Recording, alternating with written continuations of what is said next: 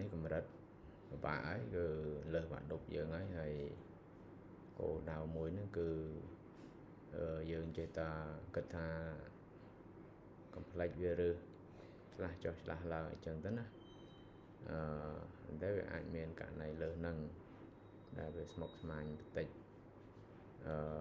ដោយសារយើងជាអ្នកបកែអញ្ចឹងខ្ញុំឆ្លៀតដាក់ផ្លែកឲ្យតិចទៅហើយ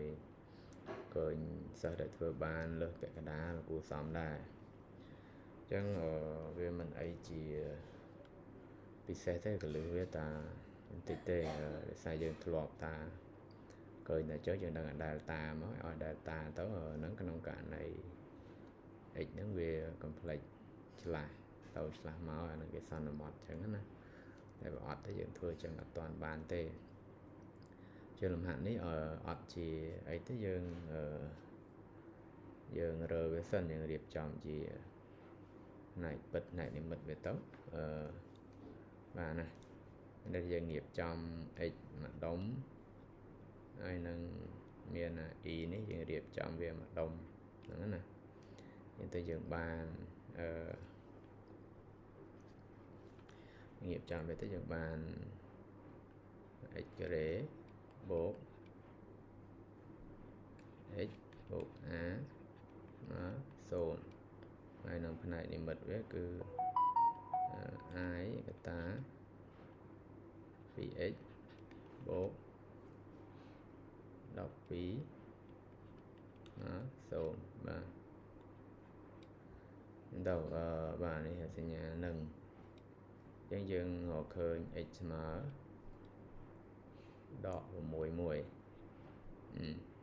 យើងយកចំណុចចូលក្នុងនេះទៅឃើញ a ស្មើយើងសាកធ្វើជាក់ឡើងវិញភាសាទៀតទៅណាដក30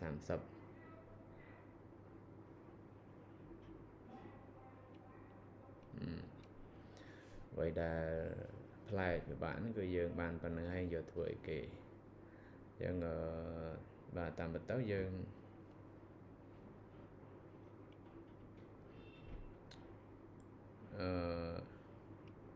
បើយើងបាន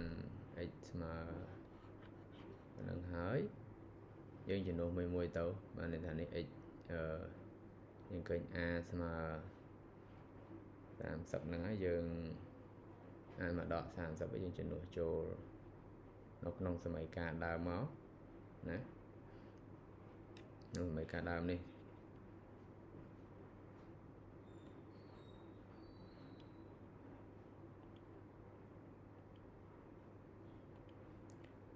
បាទតែឡើងនឹងតិចទេ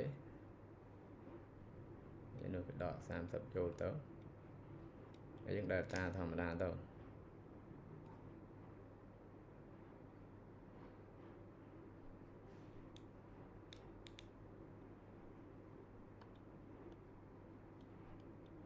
បាទ data យើងឃើញ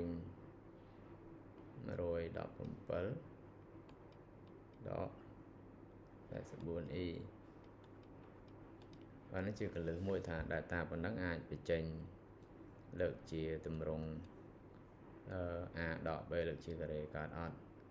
នេះជាកិច្ចការរបស់យើងស្លាក់បែកពីដង ab ទៅឃើញណាបាទអញ្ចឹងរក data ហើយយើងរករឹសធម្មតាមក